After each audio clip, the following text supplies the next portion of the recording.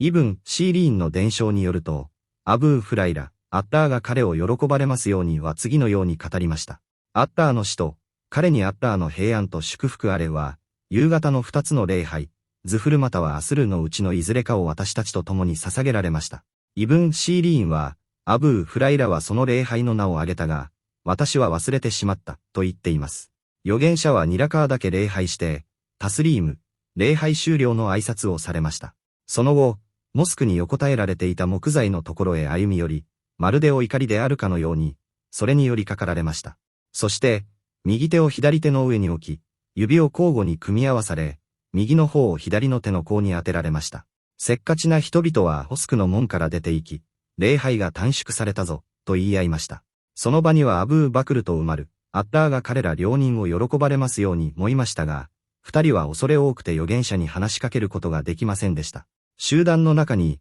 腕が長いために、ズール・ヤダイン、両手の長い男と呼ばれていた人物がおり、彼はこう尋ねました。アッターの使徒よ、お忘れになったのですか？それとも礼拝が短縮されたのですか？預言者は仰いました。忘れてもいないし、短縮もされていない。預言者は、周囲の人々にズール・ヤダインが言うことは本当か、と尋ねられると、人々は、はい、その通りです、と答えました。そこで預言者は前に進み、残りの2ラカーを礼拝し、タスリームをされました。その後、タクビール、アッターフ、アクバルを唱えて、通常の復礼、サズダと同じか、それよりも長い復礼をされました。それから頭を上げ、再びタクビールを唱え、もう一度通常の復礼と同じか、それより長い復礼をされました。それから頭を上げ、タクビールを唱えられました。伝承者が、その後、預言者は再びタスリームをされましたか、と尋ねられると、イブン・シーリーンは、イムラーン・ブン・フサインが、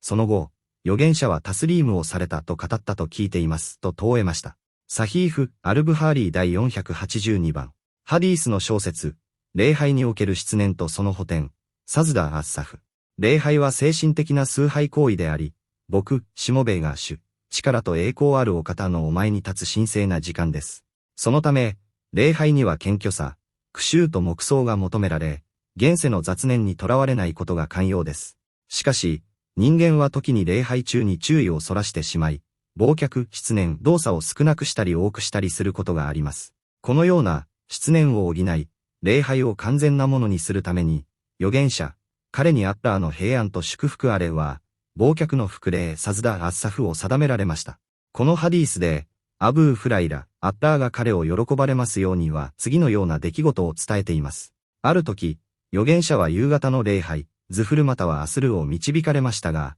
4ラカーのところを2ラカーで終えてタスリーム、終了の挨拶をされました。その後、預言者はモスクの柱に寄りかかり、指を組み、頬を手に当てられました。その様子は、まるでお怒りであるかのように沈思黙考されているようでした。礼拝が短縮されたと勘違いした、せっかちな人々はすぐにモスクを去りました。その場にはアブー・バクルやウマル、アッターが彼ら両人を喜ばれますようにもいましたが、預言者への深い敬意と畏怖の念から、間違いを指摘することを躊躇しました。そこで、ズル・ヤダインという名の男が、アッターの使徒よ、お忘れになったのですか？それとも礼拝が短縮されたのですか？と尋ねました。預言者は当初、自分は間違えていないという確信のもとに、忘れてもいないし、短縮もされていないと答えられましたが、周囲の人々に確認したところ、2ラカーしか終えていないことが判明しました。預言者はすぐにイマームの立ち位置に戻り、不足していた2ラカーを付け加えて合計4ラカーを完成させました。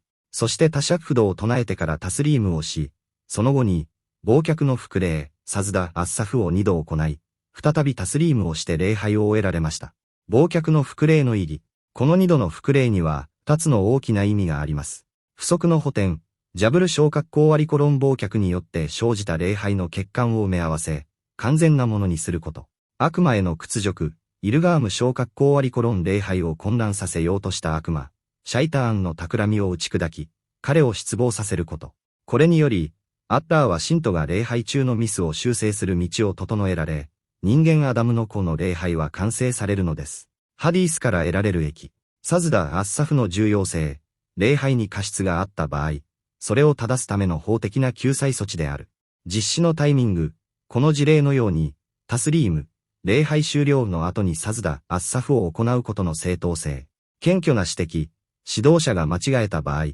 敬意を保ちつつそれを確認することの重要性。